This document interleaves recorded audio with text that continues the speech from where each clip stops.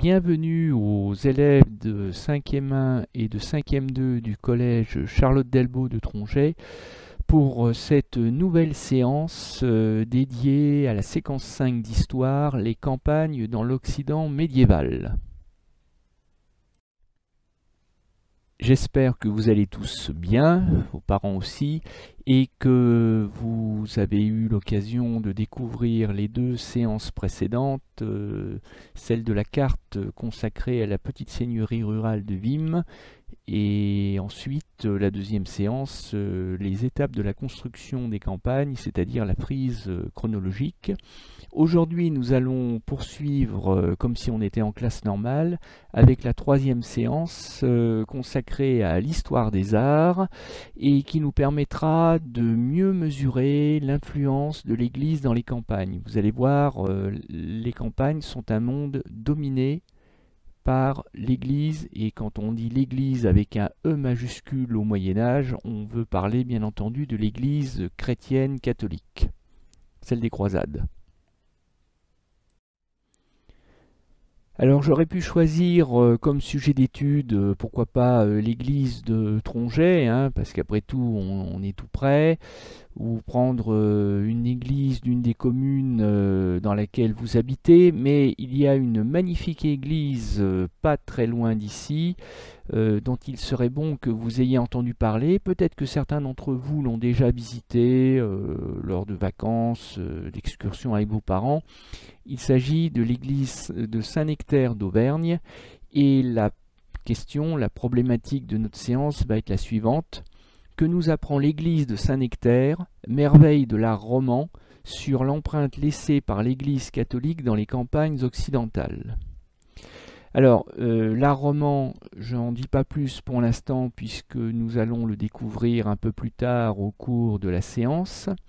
Par contre, vous aurez noté que j'ai écrit deux fois le mot église, une fois avec un E minuscule, une fois avec un E majuscule. Donc je rappelle une dernière fois, quand on parle de l'Église avec un E majuscule, c'est l'ensemble de l'univers chrétien, c'est-à-dire les fidèles, c'est-à-dire les curés, les prêtres, les évêques, le pape. Alors que quand on parle de l'église avec un E minuscule, on désigne le bâtiment en pierre, le bâtiment de l'église au milieu de votre village.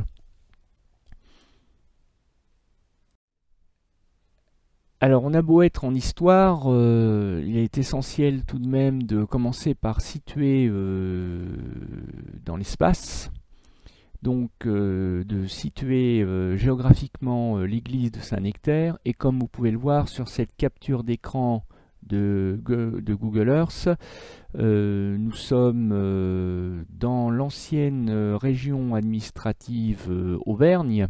Donc l'église de Saint-Nectaire est située dans notre région, hein, en plein cœur de ce qui, au Moyen-Âge, était le royaume de France. Donc on est bien dans l'Occident médiéval.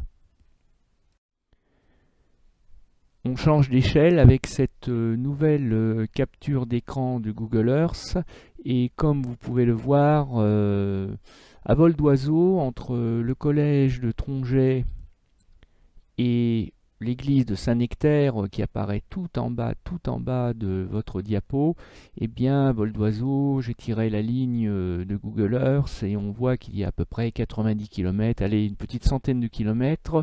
Bon, évidemment, par la route, c'est un petit peu plus long, mais vous voyez qu'on est à moins de 2 heures de notre collège. Et on est donc dans le département du Puy-de-Dôme. Saint-Nectaire est au sud-ouest de Clermont-Ferrand, donc comme vous pouvez le voir sur cette nouvelle capture d'écran de Google Earth, vous voyez qu'on change à chaque fois d'échelle et qu'on se rapproche de plus en plus de l'échelle locale. On voit qu'on est en pleine campagne, on est dans la chaîne des Puys, et on aperçoit le village de Saint-Nectaire qui est un village-rue, Bah ça, c'est très très classique de nos villages, notamment dans l'Allier, hein. Après tout, Tronget, c'est le cas. Tronget, si vous regardez sur Google Earth, et je vous invite à le faire de chez vous, ça n'est jamais qu'un carrefour. Et les maisons sont, pour l'essentiel, regroupées le long des deux voies majeures qui forment le carrefour du village. Et dans le cas de Saint-Nectaire, eh bien, l'église se trouve, vous la voyez sur la gauche, à côté de la pastille rouge, juste en dessous. Nouvelle capture d'écran de Google Earth. Et cette fois-ci, vous voyez apparaître l'église de Saint-Nectaire et vous voyez qu'elle a été modélisée en 3D par rapport au reste du village qui, lui, est photographié à plat. Et ça vous indique qu'on n'a pas affaire à n'importe quel monument, parce que même s'il s'agit d'un tout petit village, eh bien l'église de Saint-Nectaire d'Auvergne est extrêmement célèbre à travers le monde, hein, parce que je vous rappelle qu'au départ, Google Earth, c'est quand même un logiciel américain, hein, développé par l'armée américaine d'ailleurs, et donc pour que le tout petit village de Saint-Nectaire ait droit à un bâtiment modélisé en 3D, c'est que ce bâtiment sort de l'ordinaire. Vous pouvez vérifier, si vous allez sur Moulins par exemple, sur Google Earth, vous aurez beau chercher, à ma connaissance, il n'existe pas de bâtiment en 3D de la ville de Moulins. Que ce soit le château de la Malcoiffée, le château des Bourbons ou que ce soit la cathédrale, ils sont photographiés à plat comme le reste de la ville. Je vous propose un dernier zoom, une dernière capture d'écran de Google Earth pour que vous puissiez vous faire une idée de la taille de l'église de Saint-Nectaire par rapport aux voitures ou aux places de parking ou même par rapport au toit des maisons qui sont photographiées à plat à côté. Et vous pouvez vous rendre compte qu'on a en fait affaire à une église de dimension relativement modeste, hein. C'est pas Notre-Dame de Paris, c'est pas Saint-Pierre, la basilique Saint-Pierre du Vatican. On a affaire à une petite église, mais c'est aussi la modestie de ces dimensions qui en font le charme, qui en fait le charme, pardon. Je vous invite à me mettre sur pause le temps de découvrir la photographie, le temps de découvrir aussi le texte de commentaire qui se trouve sur la droite de la photographie. Et puis, pourquoi pas, ça pourrait être un excellent entraînement si vous tenez à répondre à la question qui se trouve sous la photo et le texte. Eh bien, voilà, mettez-moi sur pause et on se retrouve tout à l'heure. Alors, ce qu'il faut retenir du texte, c'est que donc on a affaire, comme je vous le disais, à une église de dimension relativement modeste, hein, 11 mètres de large, 20 mètres de haut, 38 mètres de long. C'est pas une très grande église. Par contre, c'est une église qui est juchée en altitude à 750 mètres sur une petite colline, donc forcément ça l'agrandit un peu par rapport aux bâtiments tout autour. Ce qu'il faut retenir aussi, c'est que elle a été construite, et ça c'est un grand classique, sur probablement sur les ruines d'autres églises précédentes, la toute première église de Saint-Nectaire étant d'ailleurs probablement en bois. Et donc, si on creusait les fondations de l'actuelle église Notre-Dame de Saint-Nectaire, on retrouverait certainement des vestiges, hein, des traces archéologiques. Alors, cette église, donc, elle est en pierre, hein, et pas n'importe quelle pierre, d'ailleurs en pierre volcanique, puisqu'on est encore une fois dans la chaîne des Puys. Elle a été construite sur l'emplacement d'un ancien site religieux non chrétien, Ça aussi, c'est très très classique.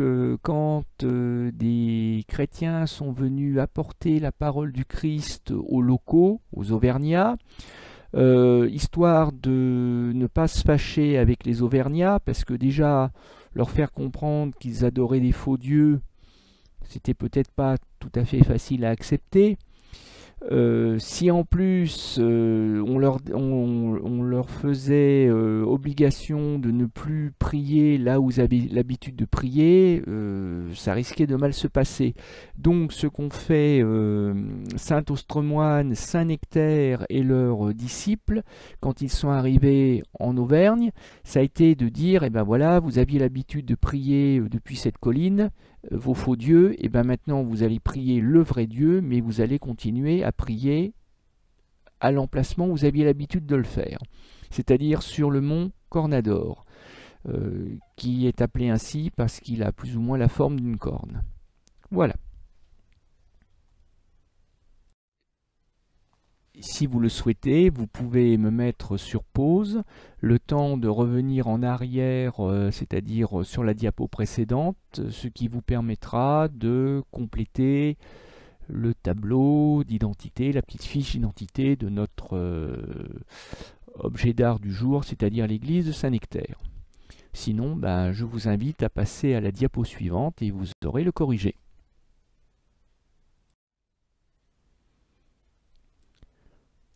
Sans surprise, l'église de Saint-Nectaire s'appelle Notre-Dame de Saint-Nectaire. Je dis sans surprise parce que la plupart des églises de France, pas toutes, mais beaucoup d'églises de France, parmi les plus connues, sont dédiées à Notre-Dame. Hein. Commencez évidemment par la célèbre Notre-Dame de Paris. Et si vous vous demandez de quelle dame il s'agit avec un D majuscule, eh bien il s'agit de la maman de Jésus, autrement dit, la Vierge Marie. Et donc dans Notre-Dame de Saint-Nectaire, on a à la fois le culte marial, c'est-à-dire le culte à la Vierge Marie, mais on a aussi l'évocation de celui qui apporta la parole du Christ aux païens auvergnats, eh bien le célèbre Saint Nectaire. Oui, j'ai oublié de dire tout à l'heure, mais j'aurais dû, et je pense que vous avez fait le lien si vous êtes amateur de fromage, le petit village auvergnat de Saint-Nectaire n'est pas connu que pour son église, il est aussi connu pour la qualité exceptionnelle de son fromage. D'ailleurs, la coopérative laitière qui fabrique le fromage de Saint-Nectaire est quasiment en face de l'église. C'est pour ça que les touristes, en général, après avoir pris le frais en plein été en allant visiter l'église, eh bien, vont traverser la rue et vont acheter le fromage directement sur place. Ils font d'une pierre deux coups. La date de construction de l'église, c'est approximativement vers le milieu du XIIe siècle, vers 1150 à peu près. Donc en pierre de taille. Alors, il s'agit du style architectural de l'art roman. Je vous expliquerai ce que ça signifie tout à l'heure. Et sachez que cette église, si elle est si connue, si elle est si belle, eh ben, c'est parce qu'elle fait partie de ce que l'on appelle les 5 églises romanes majeures d'Auvergne. Comme Notre-Dame-du-Port à Clermont. Et je cite celle-là en particulier puisque c'est de Notre-Dame-du-Port, je vous le rappelle, qu'a été lancé l'appel à la croisade du pape Urbain II en 1096. Pardon. Avec la nouvelle diapo, on va rentrer un peu plus dans le détail du vocabulaire architectural, parce que on l'a déjà vu quand on a étudié la basilique Sainte-Sophie de Constantinople, ou quand on a étudié la mosquée de Cordoue. Les bâtiments religieux ont leur vocabulaire, et les églises chrétiennes, qu'elles soient romanes ou pas d'ailleurs, peu importe, ont leur propre vocabulaire architectural, et ça serait bien de vous en imprégner, bref, de l'apprendre. C'est pour ça que je vous propose un plan de coupe à gauche de l'église de Saint-Nectaire, et puis à droite, une photographie prise de l'extérieur. Sur l'image de gauche, vous verrez que le nord est orienté inhabituellement vers la gauche, tout simplement parce que, comme toutes les églises chrétiennes, les églises sont tournées vers l'est, c'est-à-dire vers, non pas la Mecque, hein, on est chez les chrétiens, donc c'est pas la Mecque qui est la boussole, qui est le lieu d'origine, mais c'est Jérusalem et c'est le tombeau du Christ.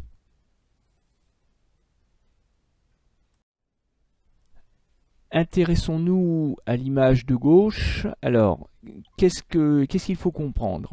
C'est que, symboliquement, une église chrétienne rappelle la crucifixion, c'est-à-dire ce moment clé dans la religion chrétienne où le Fils de Dieu, l'envoyé de Dieu, Jésus, le Messie, aucun rapport avec le footballeur de Barcelone, hein. Là, Messie, ça s'écrit M-E-2-S-I-E, l'envoyé de Dieu. Eh bien, il est crucifié, il meurt sur la croix, et c'est parce qu'il meurt sur la croix qu'il va pouvoir ensuite ressusciter d'entre les morts. Et ça, pour les chrétiens, c'est un moment à la fois très douloureux, mais aussi très joyeux, parce que ça veut dire que après la mort, il y a la possibilité de la résurrection. Hein, puisque 3 jours après sa mort, le Christ quitte le tombeau et monte au ciel. Bon. Donc, ce qu'il faut voir, c'est que ce que j'appelle la nef représente symboliquement les jambes et le torse du Christ. Le narthex, si vous voulez, c'est les pieds du Christ. Le transept, donc le transept nord, c'est-à-dire le bras gauche, et le transept sud, c'est-à-dire le bras droit, c'est les bras du Christ quand il est sur la croix. Alors dans le cas de l'église de Saint-Nectaire, vous aurez remarqué qu'il a les bras un peu courts, le Christ. Et puis, vous l'aurez compris, le cœur représente la tête. C'est la partie la plus noble, c'est la partie la plus sacrée, puisque c'est le visage, la tête du Christ. Et c'est pour ça tout à l'heure que quand je vous disais que l'église était orientée vers l'est, eh bien parce que ce qui permet d'indiquer l'orientation de l'église, c'est justement le cœur, la tête du Christ. Alors le cœur, c'est la tête du Christ quand on est à l'intérieur de l'église, et quand on regarde la tête du Christ de l'extérieur, le cœur devient ce qu'on appelle l'abside. C'est pour ça que vous avez le mot abside sur votre schéma. Entre le cœur et l'abside, vous avez des petites chapelles que l'on aperçoit, c'est la photo 6, c'est l'élément 6 de la photo de droite plutôt, des petites chapelles rayonnantes. On les appelle ainsi parce qu'elles rayonnent autour du cœur, et ces petites chapelles rayonnantes rappellent la couronne d'épines que les Romains ont mis sur la tête, ont enfoncé sur la tête du Christ quand le Christ était crucifié, quand il était cloué sur sa croix. Il lui avait mis une couronne d'épines pour lui faire bien mal à la tête, en lui disant « Ah, bah toi qui te revendiques le roi des Juifs, eh ben, il te faut une couronne. » Et donc les chapelles rayonnantes rappellent à leur tour l'épisode de la crucifixion et de la couronne d'épines plantée douloureusement sur la tête du Christ. Alors, il se trouve que l'espace est très organisé à l'intérieur d'une église. Aujourd'hui, ce n'est pas le cas. Aujourd'hui, vous voulez visiter une église, d'abord, vous n'avez pas l'obligation d'être chrétien, hein. Il y a les touristes japonais qui visitent les églises. Ils ne sont pas forcément chrétiens. Au Moyen-Âge, ne rentrent que les chrétiens. Parce que ceux qui ne sont pas encore baptisés, ceux qu'on appelle les catéchumènes, eh bien, sont condamnés à rester dans le vestibule, dans l'antichambre, c'est-à-dire qu'ils n'ont pas le droit de rentrer véritablement dans l'église et ils devront se contenter de voir et d'écouter de loin. Ils ne participeront pas à la messe. parce que seuls les laïcs, c'est-à-dire ceux qu'on peut appeler les fidèles, les croyants, ceux qui ont été baptisés, ont le droit d'entrer dans la nef. Mais ils n'ont pas le droit d'aller plus loin. Parce que le cœur, encore une fois la tête du Christ, la partie noble du Christ, est réservée au clergé, c'est-à-dire aux clercs, c'est-à-dire les prêtres, les moines, les bonnes sœurs, c'est-à-dire tous ceux qui ont dédié leur vie à Dieu. Et le transept sert de frontière entre le chœur pour le clergé et la nef pour les fidèles. Quant aux bas-côtés, qui sont parallèles à la nef, eh bien, ce sont ni plus ni moins que des couloirs de circulation. Alors la photo de droite sera assez facile à remplir. Il n'y a pas de minaret chez les chrétiens, c'est un clocher, donc il n'y a pas de muezzin appelant la prière. Dans le clocher, comme son nom l'indique, on trouve une cloche. Des tours jumelles à l'autre extrémité qui encadrent le portail d'entrée, que l'on ne voit pas sur la photographie. Donc le chœur, le bras du transept, en toute bonne logique, ça devrait être le bras nord du transept que l'on aperçoit là, numéroté 4. Le chœur numéroté 5, chœur avec un H, et puis les chapelles rayonnantes numéroté 6. J'ai été un peu long sur la diapo précédente parce qu'il y avait vraiment beaucoup de choses à voir. Là, rassurez-vous, je vais être un peu plus rapide. Alors, je suis allé capturer les images qui vont défiler lors des diapos suivantes sur un site dont vous trouverez le lien en dessous. Vous pouvez vous y rendre si le cœur vous en dit. Je vous conseille d'aller voir parce que là, vous pourrez visiter Saint-Nectaire à 360 degrés. Vous pourrez même regarder le plafond si vous voulez, c'est génial, on peut aller visiter Saint-Nectaire sans bouger de chez soi, et il faut bien reconnaître qu'en période de confinement, c'est pas une mauvaise chose. Ça permet de voir l'intérieur de l'église de Saint-Nectaire, et ce qu'il y a de bien, c'est que cette église elle a été photographiée avec du monde dedans, ce qui vous permet de vous donner une idée de la taille des piliers, de la taille de la voûte, voilà. Donc ça c'est parfait, et ça vous donne aussi une idée de la décoration que l'on peut trouver à l'intérieur de l'église, puisque sur la gauche par exemple, vous apercevez un vitrail. Vous pouvez aussi apercevoir des chapiteaux de colonnes en face de vous. Là, les colonnes, c'est les piliers en pierre. Et les chapiteaux, ce sont les parties supérieures qui sont sculptées, décorées, peintes. Et là, comme vous pouvez le voir, on est dans le cœur de l'église, puisque la table, les sortes de briques Lego qui se trouvent devant vous, c'est la table sur laquelle le prêtre dispose les hosties, le vin, etc. Tout ce qui lui est nécessaire pour faire la messe, et que l'on appelle l'autel, A-U-T-E-L. Donc face à vous, face à l'autel, la nef avec les fidèles, et donc de chaque côté de la nef, les fameux couloirs de circulation que l'on appelle les bas-côtés. Donc vous l'aurez compris, on est dans le cœur, on est dans la partie sacrée, on est dans la tête du Christ.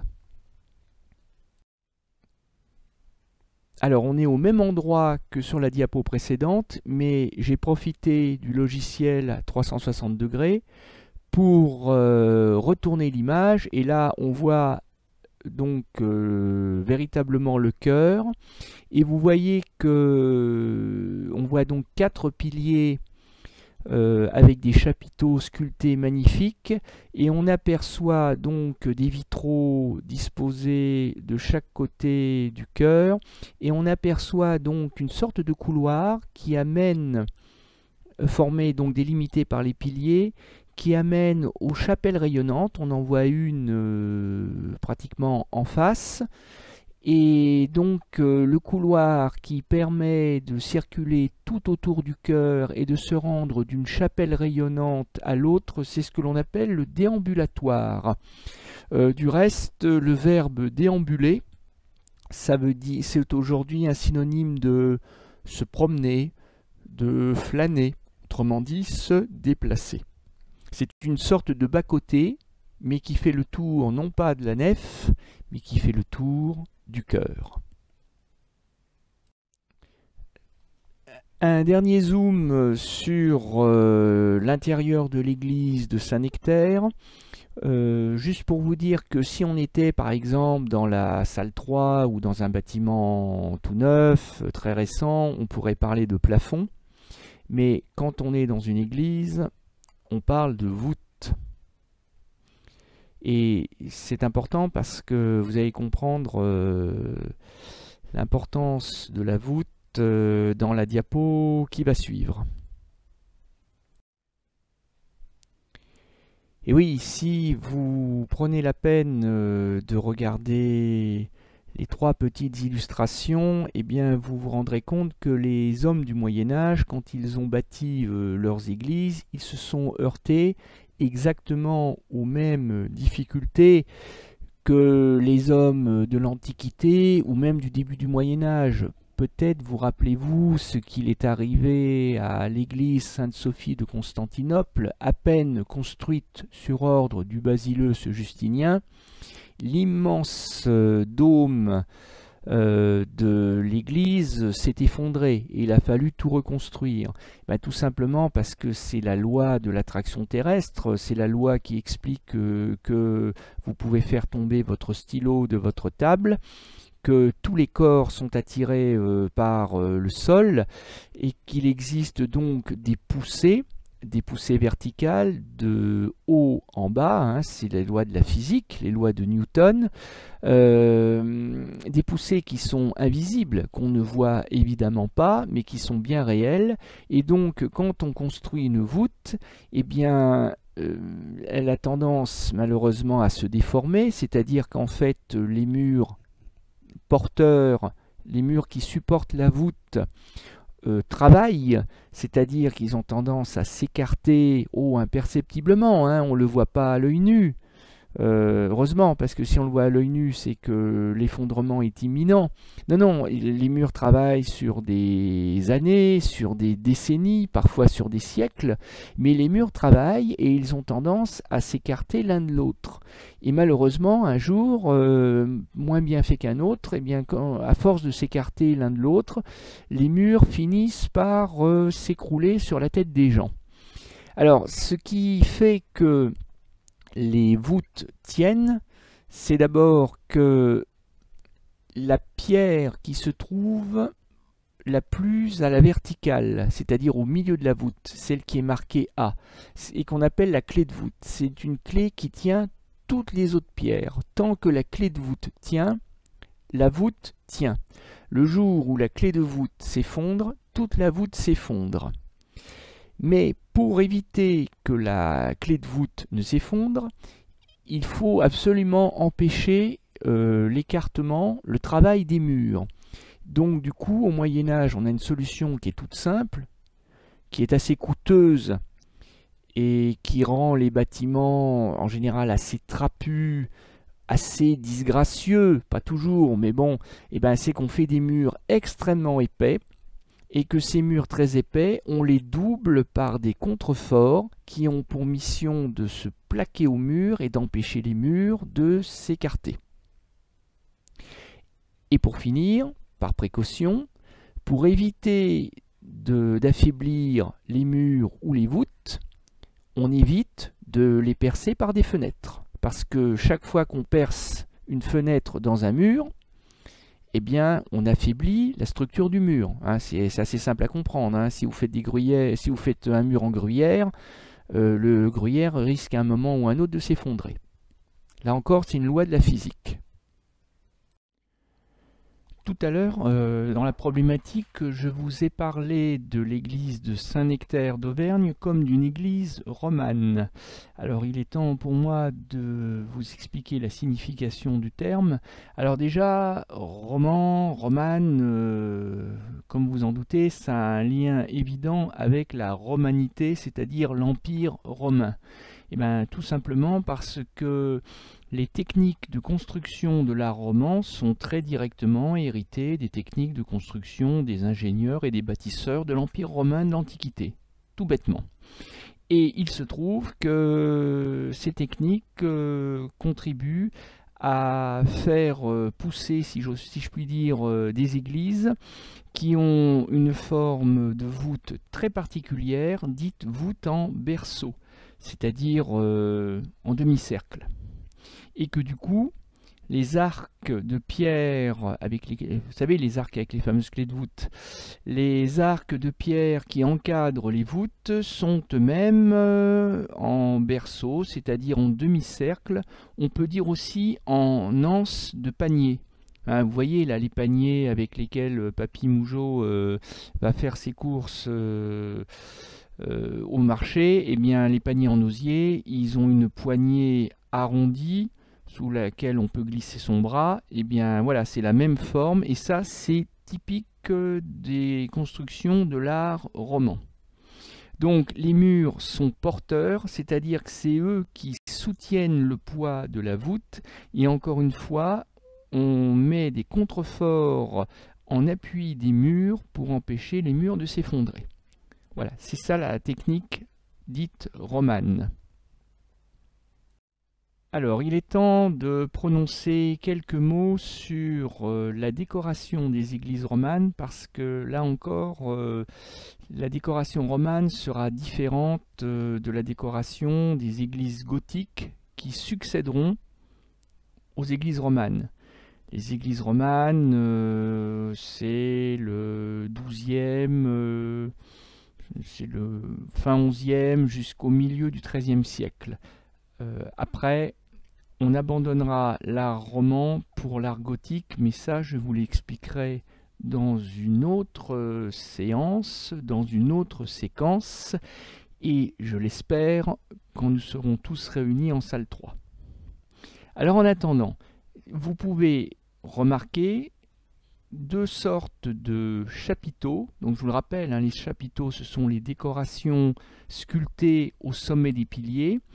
Vous pouvez voir assez facilement que les chapiteaux du chœur sont beaucoup plus richement décorés que les chapiteaux de la nef.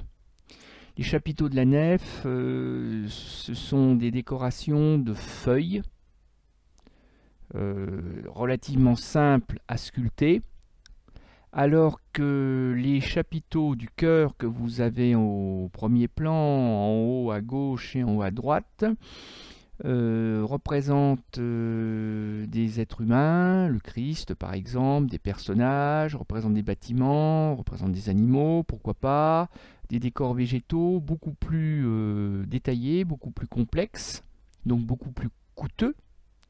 Et en plus, comme vous pouvez le remarquer, ils sont pigmentés, c'est-à-dire qu'ils ont été peints. Et la couleur a imprégné la pierre jusqu'à nos jours. Les chapiteaux du chœur sont donc beaucoup plus richement décorés que ceux de la nef, mais c'est logique, rappelez-vous, qui séjourne dans la nef? Les simples fidèles, c'est-à-dire les paysans pour l'essentiel. Donc eux, ils se contenteront d'un décor finalement très simple, très modeste, alors que les moines, les bonnes sœurs, les prêtres qui sont présents dans le clergé bénéficient d'une sorte de privilège. Ils ont droit à des chapiteaux historiés, c'est-à-dire racontant une histoire, la plupart du temps, et beaucoup plus richement décorés. Je vous ai mis une image en zoom d'un des chapiteaux historiés de l'église de Saint-Nectaire d'Auvergne, et ça n'a l'air de rien, mais la petite église de Saint-Nectaire attire des amoureux de l'art roman du monde entier. Et quand je dis du monde entier, je n'exagère pas. D'abord, vous savez bien que c'est pas mon genre d'exagérer. Et puis, vous pouvez croiser des amoureux de l'art roman venus des États-Unis ou venus de Chine. C'est pas si rare que ça. D'autant qu'en plus, les pauvres, dans leur pays, ils n'ont pas d'art roman. Donc c'est vraiment une pure merveille de l'art roman que vous pouvez apercevoir, et on aperçoit en particulier probablement le Christ en majesté, reconnaissable à son auréole, entouré par les vivants et les morts au moment du jugement dernier, c'est-à-dire au moment de savoir si le Christ vous enverra au paradis, à gauche avec les anges, le personnage qui a une paire d'ailes dans le dos, ou s'il vous condamnera à l'enfer, à cause du poids de vos péchés. Et ça, pour les gens du Moyen-Âge, c'est une réelle inquiétude, celle du jugement dernier. Sur la droite, vous apercevez un autre chapiteau historié de Saint-Nectaire et en arrière-plan, un vitrail. Alors, souvent dans les livres d'histoire, notamment au collège, où on a tendance à simplifier les choses, il est souvent écrit que les hommes du Moyen-Âge, à l'époque des églises romanes, n'utilisaient pas les chapiteaux. Alors, les vitraux. Alors, il est vrai que le vitrail, d'abord, coûte une véritable fortune, puisqu'il faut faire appel à des maîtres verriers. Le verre est extrêmement rare, il coûte très cher à fabriquer. Le vitrail est assez complexe à fabriquer lui aussi, puisqu'en fait un vitrail c'est une sorte de puzzle avec des pièces de verre qu'on fait tenir par des baguettes de plomb. Donc c'est vrai que souvent dans l'art roman, déjà par souci d'économie, il y a peu de vitraux. Et puis surtout, je vous le rappelle, les vitraux ont la fâcheuse tendance à affaiblir les murs, puisqu'on creuse les murs pour mettre à la place des vitraux qui auront certes l'avantage de laisser passer la lumière du jour et d'éclairer l'intérieur de l'église, mais à quel prix? Si les murs s'écroulent et la voûte aussi.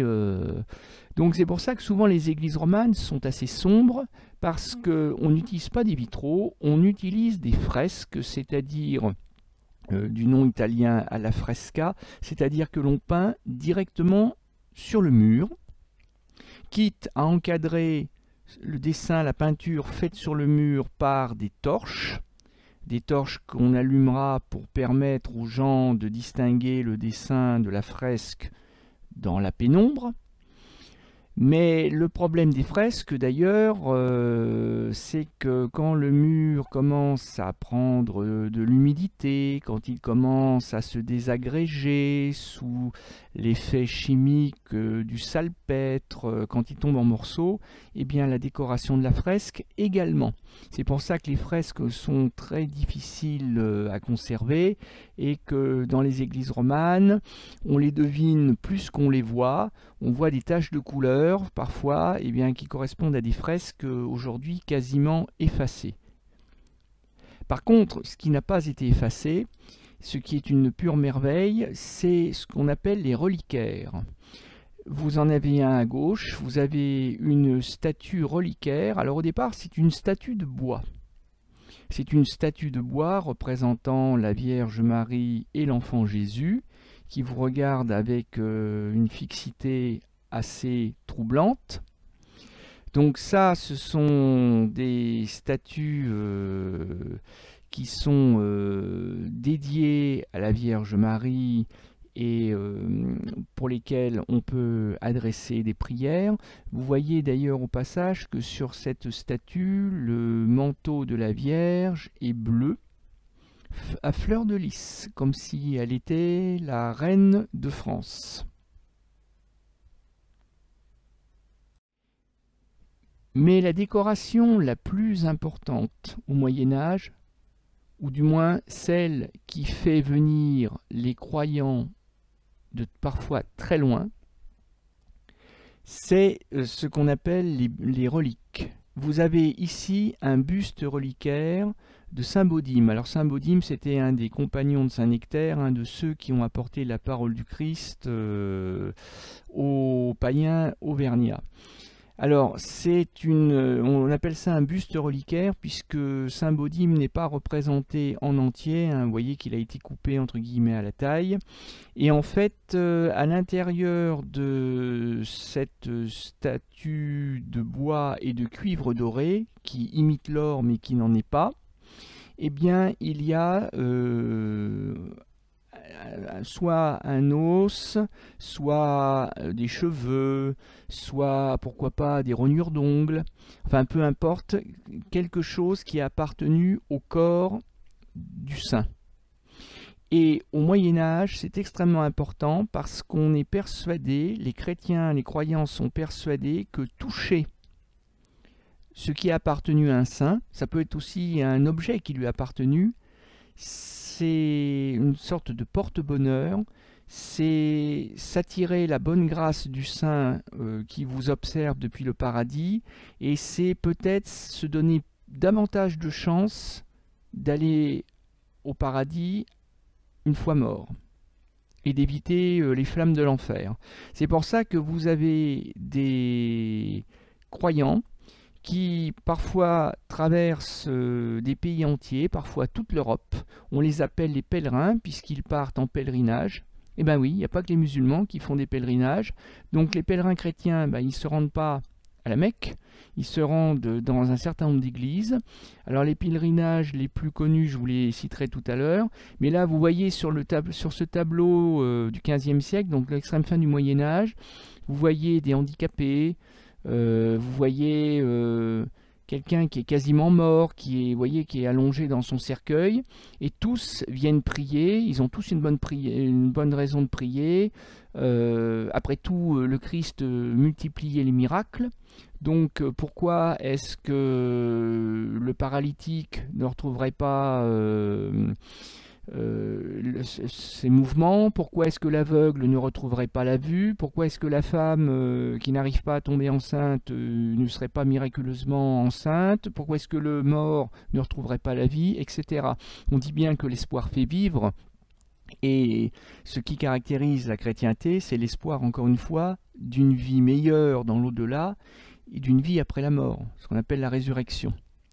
Et ce que vous avez au-dessus de la tête des fidèles, c'est une sorte de reliquaire, donc un coffre contenant des restes d'un saint, qu'on appelle une châsse. Une châsse, ça a la forme d'une église.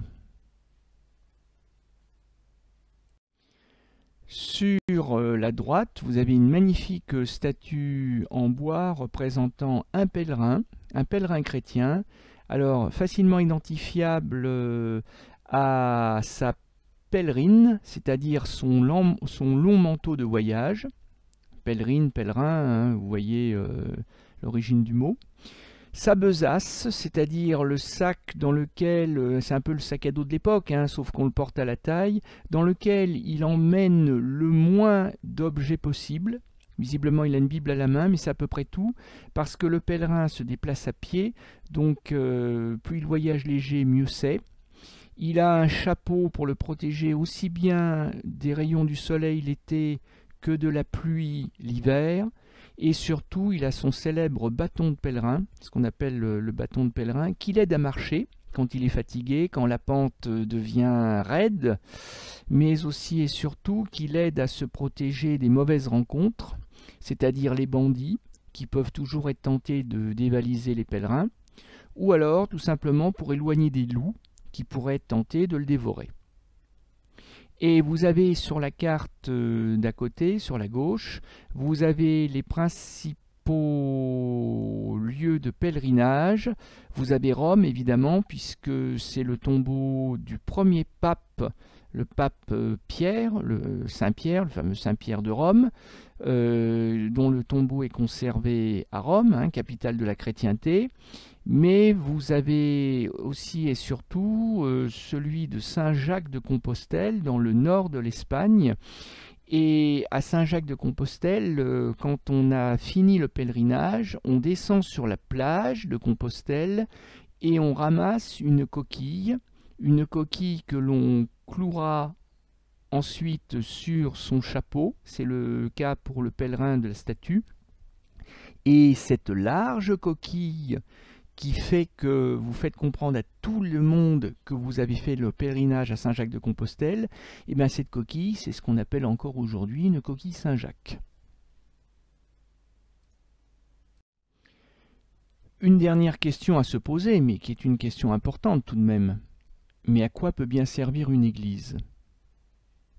Eh bien, vous en avez un aperçu à travers cette image où vous voyez un membre du clergé, et pas n'importe lequel d'ailleurs, un évêque, reconnaissable à sa mitre, cette forme de chapeau qui rappelle un peu la coiffe de Pharaon dans l'Antiquité, reconnaissable aussi à sa crosse, la crosse du berger des âmes, celui qui est chargé d'emmener le troupeau des chrétiens jusqu'à Dieu. Eh bien, cet évêque est en train de baptiser un enfant. Ses parents, les proches, la famille, tout le monde est autour de ce qu'on appelle les fonts baptismaux, c'est-à-dire cette espèce de cuvette en pierre remplie d'eau bénite dans lequel on va plonger l'enfant. Le but, c'est pas de le noyer, hein, bien entendu, mais le but est de le laver symboliquement du péché originel, c'est-à-dire du péché de chair, c'est-à-dire qu'il est le fruit des relations sexuelles de ses parents, et que le péché de chair, comment dirais-je, est moralement condamné par l'Église, mais l'enfant est lavé du péché originel par l'eau du baptême, et par le baptême, eh bien, il a le droit d'entrer dans la communauté des chrétiens. Et bien entendu, on ne fait pas que baptiser les chrétiens dans une église, on les marie, on prononce la messe des morts au moment de les enterrer, et bien sûr, le dimanche, on fait la messe, qui est collective et obligatoire. Une dernière petite diapo avant la leçon pour récapituler les différents usages d'une église comme celle de Saint-Nectaire, hein. Donc une église sert à célébrer la foi des fidèles en Dieu, à fortifier la foi des fidèles en Dieu.